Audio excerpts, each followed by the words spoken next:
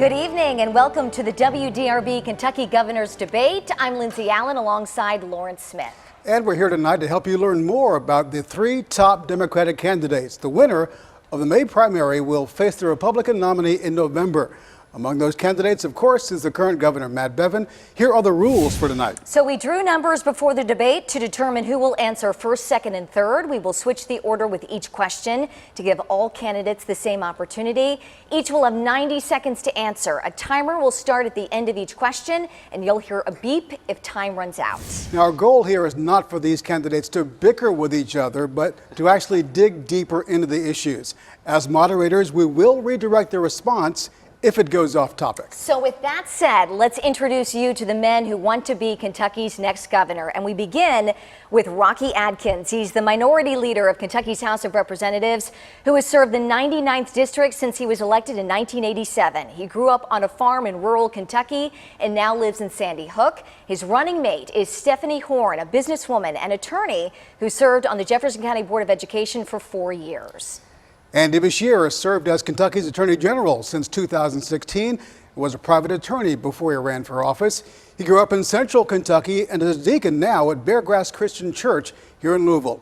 His running mate is Jacqueline Coleman, the assistant principal at Nelson County High School, who's pursuing her doctorate in education at the University of Kentucky. And Adam Edelin is a former Kentucky state auditor and former chief of staff to Governor Steve Beshear. He grew up in Meade County and is the founder of Edelin Strategic Ventures, which is aimed at bringing new business to Kentucky. His running mate is Gil Holland, a community developer, film producer, and part owner of the Forecastle Music Festival and the Louisville City FC soccer team.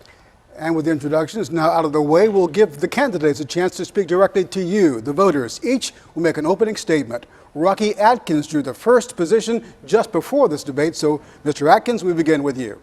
Well, I'm honored to be here tonight. First of all, thank you all for having me, and the folks watching in, appreciate you all watching in tonight.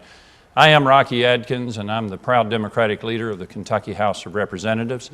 I'm a proud candidate for governor of Kentucky as well.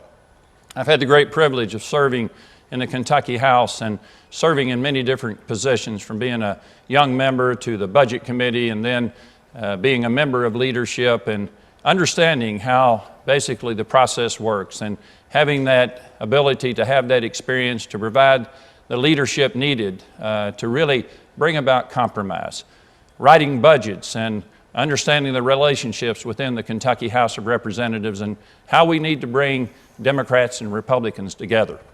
Bring them together for compromise and move Kentucky forward in a positive direction. I've also provided the vision while I've been in the Kentucky General Assembly. The vision of legislation like the Kentucky Tourism Development Act, my initiative for free community and technical college for graduating seniors and our laid-off workforce, and I'm proud to have been the sponsor of Kentucky's Energy Independence National Leadership Act. I look forward to leading Kentucky. I look forward to asking for your support and your vote. Thank you, Mr. Adkins. Mr. Beshear. I'm Attorney General Andy Beshear, and I'm running for governor because we need a fighter that can get results. Folks, we desperately have to beat Matt Bevin, but don't take my word for it. Ask any parent that has a child with a pre-existing condition. Ask any teacher that's been called names, had their retirement put in a sewer bill, and now this governor's trying to subpoena them and fine them $1,000 apiece. Ask anyone who's lost someone to this drug epidemic, which is almost all of us. We desperately have to beat this governor to move our state forward, and I have a record of doing it. When Matt Bevin illegally cut our universities and community colleges, I stood up to him, we stopped him, and we returned $18 million where it belongs. When he illegally cut the pensions of our teachers and 200,000 public servants, I took him to the Supreme Court and we beat him 7-0. And now that he's trying to fine teachers, this Monday I sued him again because I will not let him bully those that serve our families. But I also have a record of getting you results. In the AG's office, we've ended the rape kit backlog. I've become the most aggressive AG in this country at suing opioid manufacturers and distributors. Every day I've fought for you, and it's time to have a governor that fights for all of our kids and all of our families. Thank you. Mr. Beshear, thank you. Mr. Edelin. Ladies and gentlemen, I'm Adam Edelin. I am a proven problem solver, I am a job creator, and I'm a corruption fighter. And I'm running for governor not just for the opportunity to beat Matt Bevin, though that is some kind of benefit.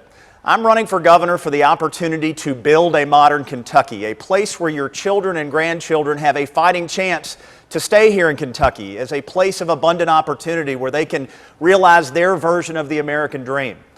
3 weeks from tonight, our party will select a leader to carry our standard into the fall.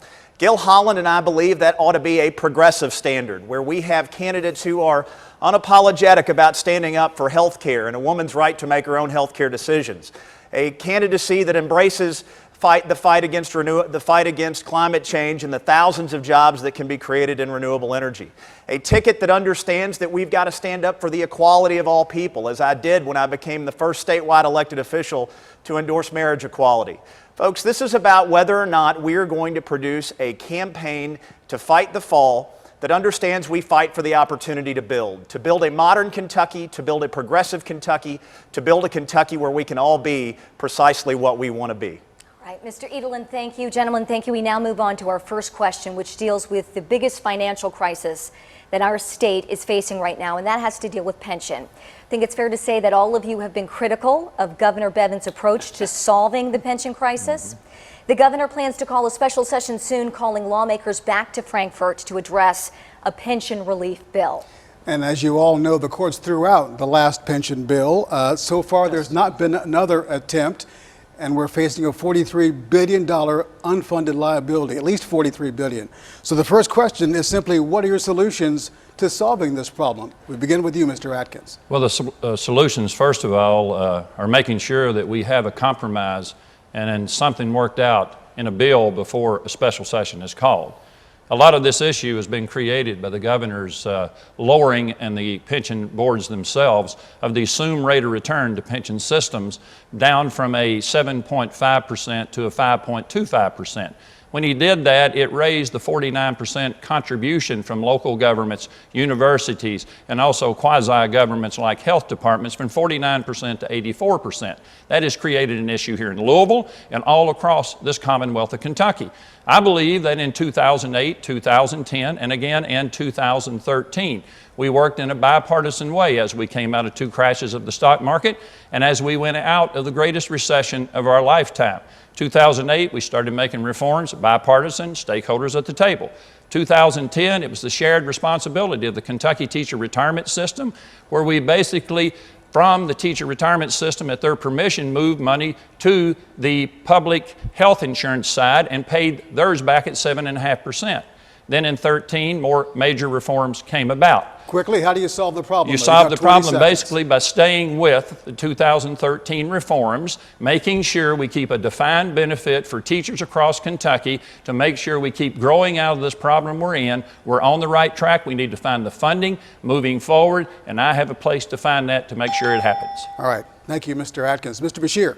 A pension is a promise. And I was raised to believe that when you make a promise, you keep it, and that your word is your bond. So every year I serve as governor, we are going to fully fund that pension system, because who's in it?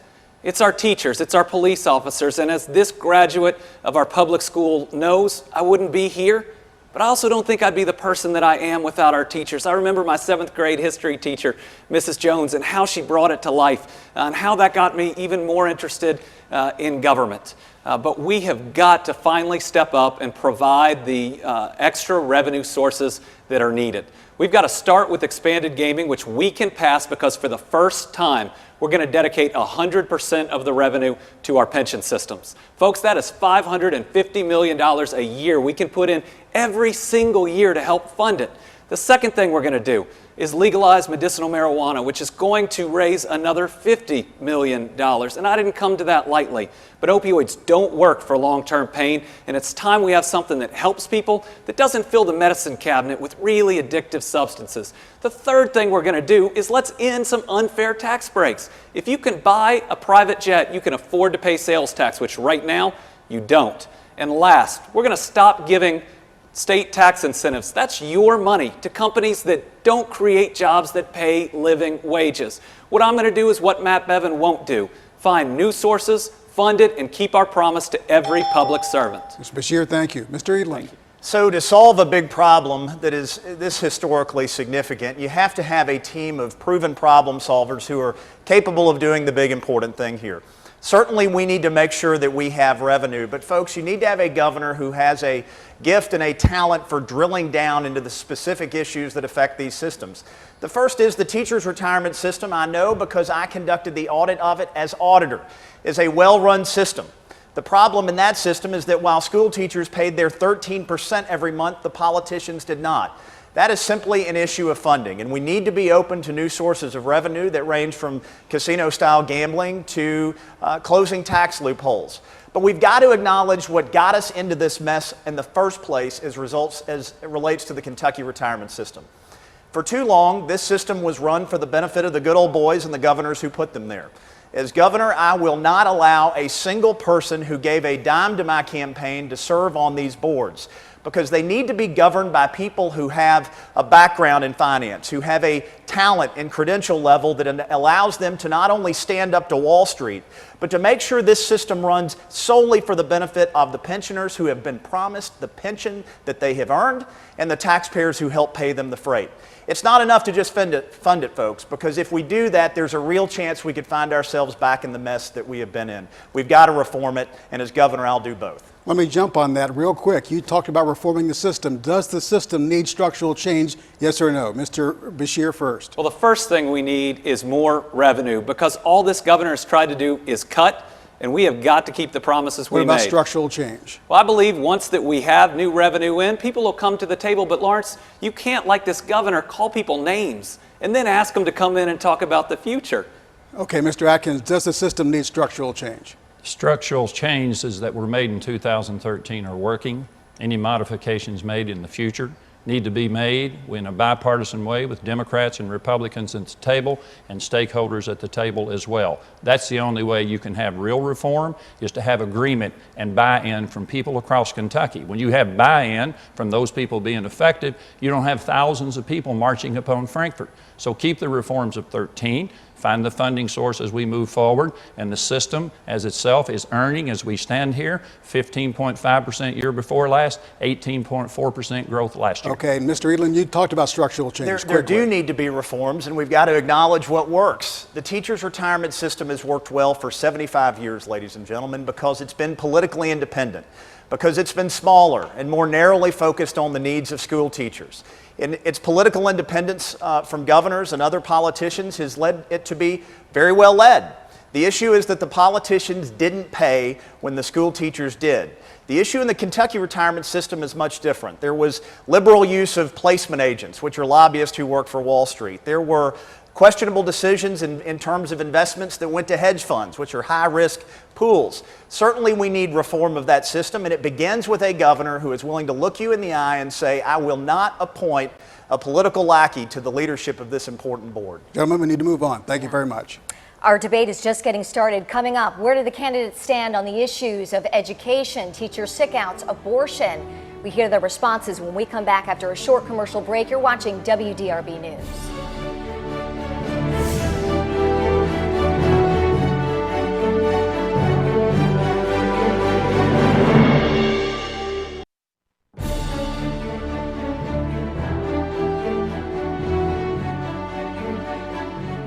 Welcome back to WDRB News. We are pleased to have the Democratic candidates for Kentucky governor in our studio tonight as we learn a little bit more about where the candidates stand on some of the key issues facing our state right now. We continue on, and the next topic we want to cover is education. When we asked for questions on social media, education was one of the top requests that people had to know more about that. You know, public school teachers staged sick-outs earlier this year to protest a number of bills, including charter school bills and bills that would offer tax breaks for private school scholarships.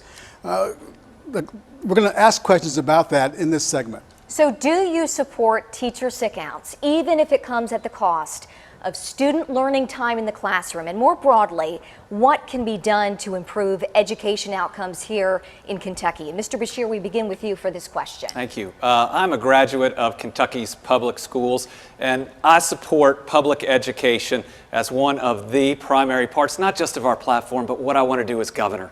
As governor, I'm going to fully fund every public school because that's where the American dream is still possible for so many.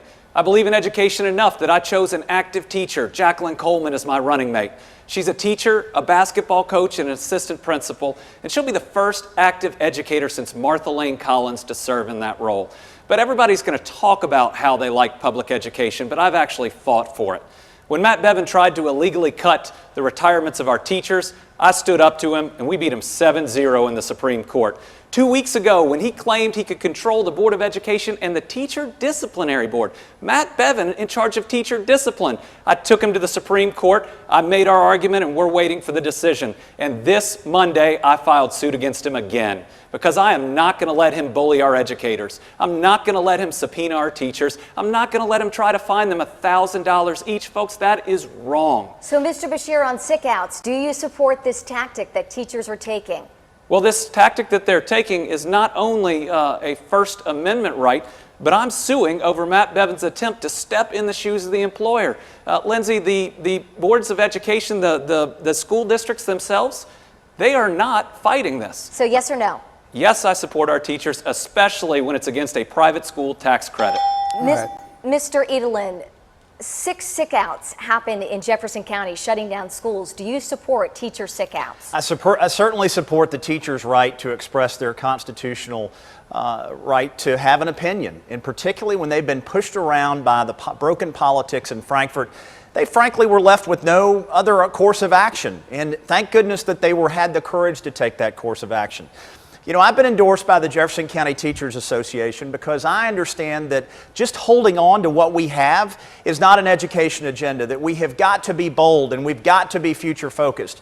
You know, keeping the promise that we've made to teachers in their form of their pension isn't the best we can do, it's the least we can do. And we need a governor who knows the difference, who knows that we have to drive technology into a teacher-driven curriculum because children process information differently than did we when we were in school. If you don't believe me, give an iPhone to a 3-year-old. We've got to talk about how to shrink class size because everybody with the brain in their head knows that kids learn better when there are fewer of them in the classroom. We've got to have an agenda to make the 11th and 12th grade of high school a better transition into whatever it is that comes next.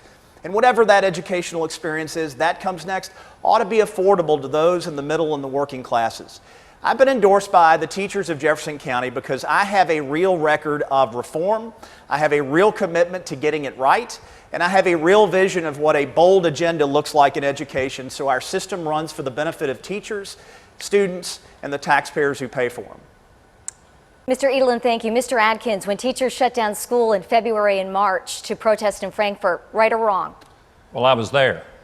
I'm a former teacher. My dad, 50 years in public education, 39 in the classroom. My mother, a preschool teacher for 23 years of her life as well. It's a shame that teachers have to come to Frankfort. It's a shame that they had to come there to protect their profession and have a voice for public education. So yes, I support the right of teachers or anybody else, working families or whoever, to come to Frankfort, Kentucky, to have a voice in the process, to be able to be engaged in the process. But as I said, what's sad about that is they believe they have to come because of the very agenda that's coming out of this governor's office, the very agenda of charter schools, the very agenda of trying to privatize public pensions, the very agenda of 2 bills in this last session, which basically changed the Kentucky Teacher Retirement System Board and also gave the tax breaks to private schools. I would tell you that I enjoy seeing teachers come. That's why I got into the teaching field. That's why I believe that when I funded and helped fund and supported pre-K funding for kindergarten of 3- and 4-year-old students and also have offered free community and technical college for graduating seniors and laid off workers in very depressed areas, that is what we've got to do to build a brighter future. Without a world-class public education system, we will not be able to attract a 21st century economy with a 21st century workforce. Very quickly, how do you fund free college? Well, you fund it with money that's already in the budget. We've done it before, and we can do it again out of workforce development, $15 million a year, also out of excess lottery fees above and beyond the scholarship program that we have of Keys, working with federal government money. I chair the Workforce Investment Board of Eastern Kentucky and working with the private sector as well. 17 other states do this. We must do it if we want to compete in the future. Mr. Adkins, thank you. Next, a very hot topic, a very passionate topic on both sides, and that's abortion. Kentucky lawmakers, as we know, have passed a number of bills that will restrict, limit, or even outlaw abortion. One of those, the fetal heartbeat bill, that would ban abortion once a fetal heartbeat is detected, usually around 6 weeks. Mr. Edelin, we begin with you. You have said that you are pro-choice and that you strongly oppose the fetal heartbeat bill. But what is your position? Is there a point in a woman's pregnancy that you no longer support abortion? And if so, when is that in terms of weeks or trimesters? Well, I support the constitutionally protected under current case law approach that says the first trimester, those should be legal. But make no mistake, this isn't where the conversation about reproductive freedom is being dominated in Kentucky. The question is for women and people who believe that they're equal and ought to have the right to make their own health care decision. The question in this election is, will Kentucky become the first state in the union to pass a de facto ban on access to reproductive freedom? That's the issue. That's the direction Matt Bevin and this group of extremists are driving this question about in Frankfort. And so my running mate, Gil Holland, and I are the only ticket that has been unapologetic in our support of a woman's right to make her own health care decisions. We are the only ticket on the ballot this year that hasn't had difficulty explaining our position, because we believe that to build a modern Kentucky, you have to recognize the full equality of women. And you can't recognize the full equality of women unless you respect them enough to let them make their own health care decisions. Kentucky is becoming ground zero for an extremist approach that would seek to limit a woman's right to make her own health care decisions. Don't buy the distraction, ladies and gentlemen. This is an experiment by the radical right to eliminate this protection for women. And Edelin Holland administration is the clearest chance you've got to make sure that Kentucky goes in the right direction and protects the rights of all women. So, Mr. Edelin, you no longer support abortion after the first trimester? Do I hear you correctly? No, it's that the first trimester it is constitutionally protected. There can be reasonable conversations about limits beyond that, but that's not what we're talking about in Kentucky. What we're talking about in Kentucky is whether or not we live in a state where the governor, because of his very narrow set of political ideologies, can close down all access to that right. So this isn't so much about what's happening in the courts. This is about what's happening in the political process. And what folks can count on me to do is to stand up for a woman's right to make her own health care decisions. Understand. Mr. Adkins, I move now to you. You're a member of the legislature's pro-life caucus. In fact, you're the only pro-life candidate with us here tonight. Assuming the Supreme Court returns the issue of abortion back to the states, would you sign any and all anti-abortion bills that come across your desk? Well, I think as the former majority leader that you're right. I am pro-life, and you express the views of your constituents that you represent in the legislature for your vote, through your votes, and that's what I have tried to do. But I've gone ahead to say in my stance on pro-life that I've supported pre-K funding for preschool for 3- and 4-year-olds. House Bill 1, which streamlined the ability for adoption and foster care. I've also said that we need to put warm food on the table and a roof over these babies' heads when they're born, and to make sure that they have strong public education and also quality health care. I would tell you that when you become governor, you take an oath of office. And when you take that oath of office, you uphold whatever the Constitution and the law of the land is. And I've said that many times. That's exactly where I stand on the issue, and that's exactly where I am. I am pro-life, but I believe beyond that is the very stance I've taken that we got to take care of these babies, and we got to make sure that they're in a society where they have the ability to hopefully live in an economy where they'll have a good job and be able to live the life of a good wage, to be able to live the American dream. That's where I stand on the issue. So would you sign all anti-abortion bills that come across your desk? Well, I can't say that I would do that because I don't know what all would be. I would have to look at that. I would have to know what the law of the land is. I would have to see what the constitutional rights of that is as well. So, you know, when you're governor, you don't say that I'm going to definitely do this or I'm going to definitely do that on this legislation or any other. You take the responsible approach of the oath of office that you took. That's exactly what I'll do as governor. Thank you, Mr. Adkins. Mr. Beshear. You are said to also believe in a woman's right to choose, and you call the fetal heartbeat bill unconstitutional. So I ask you the same question that I asked Mr. Edelin. Is there a point in a woman's pregnancy where you no longer support abortion, and when is that in terms of weeks or trimesters? I am pro-choice, and I support Roe v. Wade. And this is another issue of talk versus action. As opposed to just saying I'm pro-choice and support Roe v. Wade, I've actually had to fight for it. And this goes back to 2017 when the legislature started passing unconstitutional attacks on reproductive freedom. I refused to defend a bill that they passed then, and they attacked me for it. But it was unconstitutional, and I'd refuse to defend it again.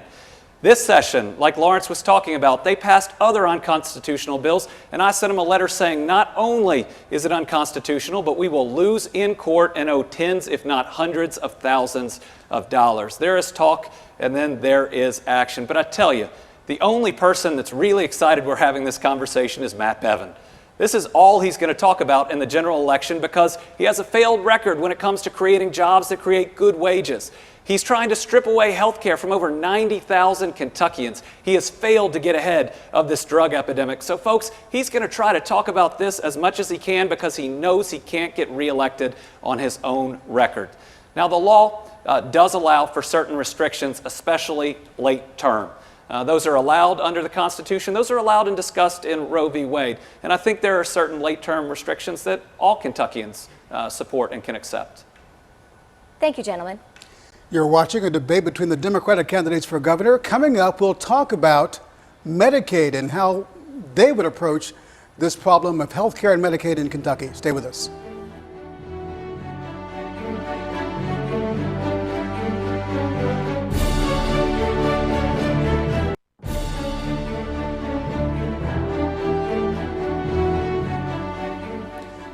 Welcome back to WDRB. This time we're going to be asking questions about Medicaid and health care coverage in Kentucky. So we'll get right into it now. Governor Bevin and the Trump administration believe that able-bodied Kentuckians should either work, go to school, volunteer, do something in order to receive Medicaid benefits. So what are your thoughts on this? Should Kentuckians be required to essentially earn Medicaid coverage? We start with you, Mr. Atkins.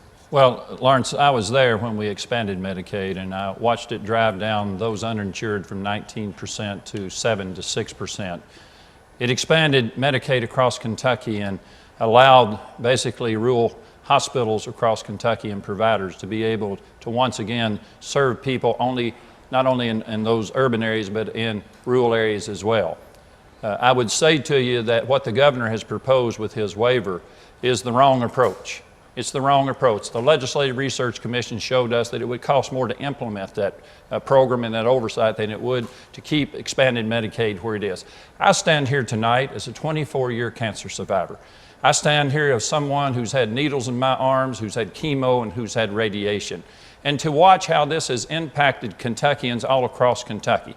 People working 2 jobs a day for the first time to have some quality of health care, to take their children and themselves to the doctor to be able to get treatment. We must keep expanded Medicaid in the Commonwealth of Kentucky, not only for the health of Kentucky, but also for the healthcare industry itself. A healthcare industry in rural parts of this state where that is the only growth that we have seen in the economy whatsoever. It is where the rural hospitals that we have the potential to lose without expanded Medicaid. So it is something that we've kept. This waiver needs to go away, and hopefully this federal judge opinion will make sure that it doesn't come back. It's the wrong approach, not the right approach. Mr. Atkins, thank you. Mr. Bashir, what about this idea that somehow people who receive Medicaid should buy into the system? Healthcare is a basic human right, and everyone who's sick should be able to see a doctor. But again, talk versus action. I'm fighting every day in the most important fight of our lifetime for health care because Matt Bevin and the federal government are trying to tear away the most important protections. They're trying to tear away mandatory coverage for pre-existing conditions. That is half of all Kentuckians and 3 out of 4 members of my family. They're trying to allow discrimination again, charging more for women than men for the exact same policy. And maybe the saddest of all, they're trying to reinstitute those lifetime caps. You know, we started this campaign with a commercial about Lucas, who's an 8-year-old with type 1 diabetes, which led our choir director at church to tell me about her daughter, a bright 20-year-old, that if they reinstituted those lifetime caps, she'd already be out of coverage and out of luck. I am fighting to ensure health care in the future. That fight also includes all of expanded Medicaid, because the federal government is trying to tear it away entirely. That is $15 billion that comes into our economy, and it's all of rural health care. So I tell you what, I'm going to win this fight, but that's not enough. I don't trust D.C. anymore. So I have a plan at andybashir.com where we're going to put all those protections into state law. We are going to embrace Medicaid and sign everyone up who can qualify. And let me tell you what, people on expanded Medicaid are already working. This is just an attempt to give them paperwork to kick them off. The difference between Matt Bevin and I is I believe health care is a basic human right. All right, Mr. Bashir, thank you. Mr. Edelin, your approach to Medicaid. My approach to Medicaid is to make sure that people who work for a living have affordable health care and that health care belongs as a right to everyone. Folks, this is an important issue because we tried the opposite. For 100 years, Kentucky tried the approach of having a large uninsured population. And it darn near bankrupted us, and it gave us the worst health care outcomes in America, with the exception of West Virginia and Mississippi. Hardly the company that we want to be in. So when Matt Bevin insults working people, and make no mistake, folks, most of the poor people, the overwhelming majority of the poor in Kentucky are working poor. And for him to say that you have to earn your health care in a time and a place where we don't pay people a living wage, where they don't have the next rung of the economic ladder available to them, it doesn't make any sense at all. And it's not only dumb, it's not only expensive to throw this system away, it's immoral. We need a governor who understands that lawsuits don't build the future, that leadership does, that we have to understand that we've got to protect the Medicaid expansion, and we've got to be willing to stand up to the big for-profit insurance companies who have made a mess oftentimes of our managed care system. We have to have a governor who knows how to build a system of health care in Kentucky that works for patients, providers, and the taxpayers who pay the freight. I am that governor. I have a background in health care, I know these policy issues, and I can get Kentucky moving forward on the right path. Gentlemen, thank you.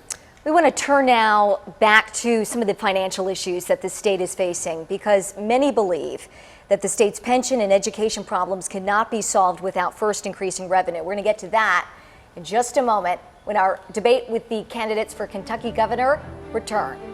You're watching WDRB.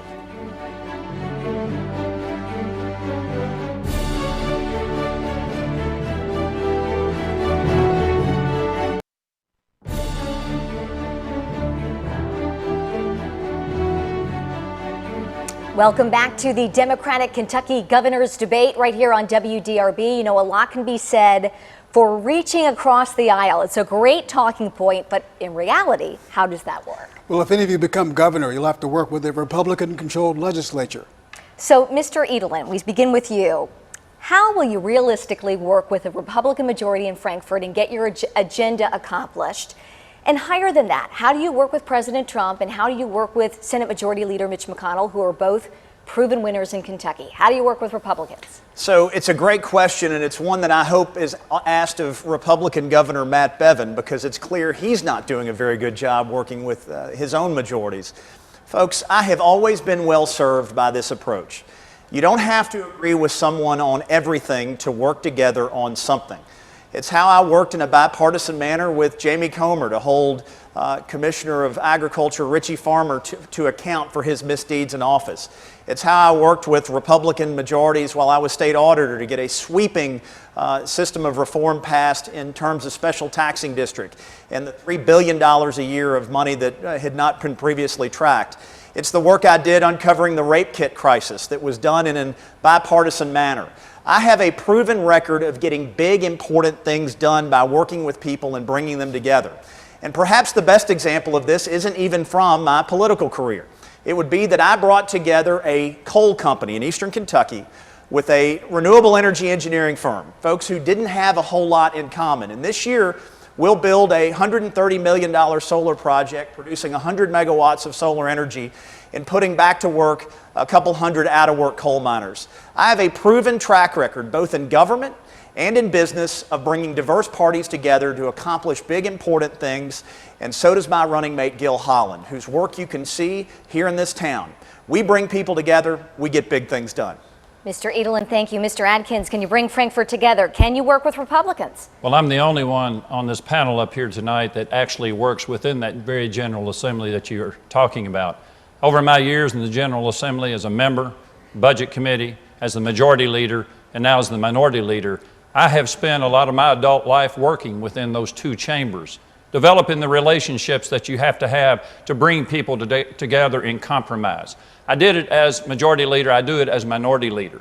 You have to be able to know the process well enough within the Kentucky General Assembly, of the teamwork, of the different factions of the General Assembly, of being able to know how to write a budget, to understand that the communication that you have within that very General Assembly of bringing Democrats and Republicans together, if what I've spent a lot of my life doing, working within those two chambers. So I look forward to that opportunity because I think I am the person who can bring those two chambers together. I think I am the person that has those relationships to be able to do that. When I passed the Kentucky's Energy Independence National Leadership Act, it took Democrats and Republicans to do that. While I was the majority leader, I worked in the chambers, and Republicans felt comfortable to come in my office because they knew I shot straight.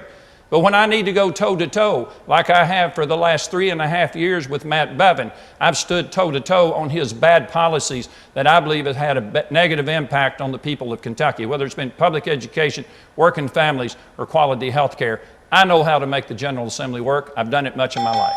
Thank you, Mr. Adkins. Mr. Beshear, a lot's been made of your feuds with Republican Governor Matt Bevin. Can you work with Republicans? Well, the reason Matt Bevin's, his administration has been an absolute disaster is that he bullies, and he attacks everyone who disagrees with him. So the moment I become governor, we change the tone. No more name calling, no more bullying, no more my way or the highway type of government. Folks, we were raised better than this, and it's time we started acting better than this. So the bully pulpit is no longer going to be used to bully. And we are going to set that tone where if people still try to attack, we don't take the bait. We say our citizens expect us to work together, and we can settle the rest in court. But when it comes to the president, which was part of it, I've actually had to work with this president. And when he has done things that help Kentucky, I've worked with him. He's funded our cold case unit, which created a dedicated prosecutor, investigator, and victims advocate whose sole job is to serve the forgotten 5,000. That's the number of rape kits that we had that went untested, that were never going to be tested. And through that unit, we now have 7 indictments, including one that goes back to 1983.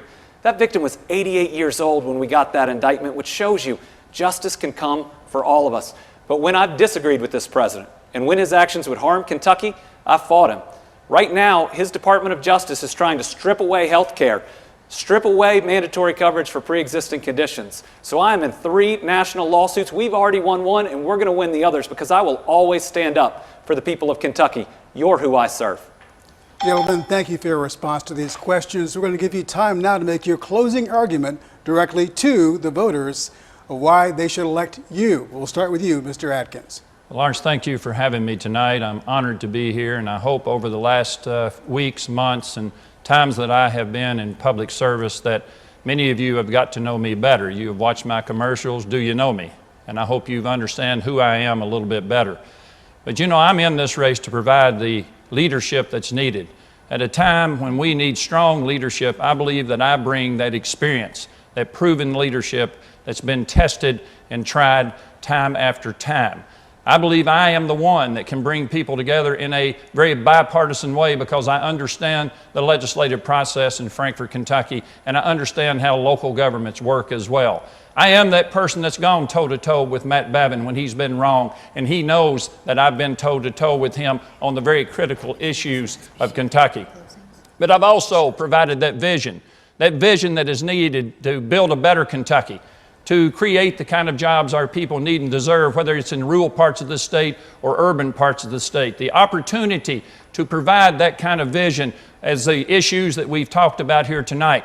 Tonight, I ask you for your support, and I ask you for your vote. I look forward to being the next governor of the Commonwealth of Kentucky. Mr. Adkins, thank you. Mr. you. Beshear, your closing statements. Folks, tonight you've heard a lot about us, but this race is about you. And it's about what you need right now. Sure, we'll talk about the future, and sometimes we talk about tradition, but you need help right now. Too many of you are in a job where your wages never go up, but your bills go up every month. I talked to a 60-year-old woman in eastern Kentucky who works for minimum wage, and she had a $400 power bill. That is not right. I'm in this race to help her right now. I talked to a senior in Madisonville the other day. He's a farmer. And he was talking to me about whether he should go see the doctor because what it will cost when he definitely needs to. He needs help right now. I talk to too many people in this town and in other places that worry whether their kids are getting a world-class education. We can't fail any child. Each one needs help right now. And every day I work with this drug epidemic. Every day I talk to people who have lost people, and I've lost people. We can't wait. We have to protect those folks who are going to overdose tomorrow right now. Folks, I'm not afraid of anybody. Not the drug companies, not this governor, not human traffickers, nobody. I'm in this race to work and fight for you. Thank you, Mr. Bashir. Mr. Edlin, your final thoughts. Ladies and gentlemen, I've taken a lot of questions tonight, and I've tried to answer everyone directly. But I have a question for you. Have you had enough? Have you had enough of the same old tired politicians and the same old tired talking points who promise only that which you have always had? You know, if you are happy with the way Kentucky was going before Matt Bevin was governor, then you have candidates to choose from. But if you want a governor who's going to chart a new, bolder course, a governor who understands that to build a modern Kentucky, we've got to make our people relevant to the opportunities and challenges of the 21st century. In a period of unprecedented economic, technological, and cultural change, we need a governor who knows how to build the future. Not just because we want to grow our economy, but because we want to build one based on the belief that Kentucky ought not just to be the cheapest place to do business, we ought to be the best place to live. Ultimately, the stakes for this election is, do we have the courage to change? Do we have the courage to embrace a brand of leadership that gives our people a fighting chance in a changing economy and gives us grandparents and parents an opportunity to keep our kids here realizing their version of the American dream? Those are the stakes, and I'm your candidate. Gentlemen, that concludes our debate tonight. We thank you for answering our questions. We want to remind our viewers at home that the May primary is on May 21st. And whatever candidate you support, get out and vote and watch the returns come in here on WDRB. Thank you.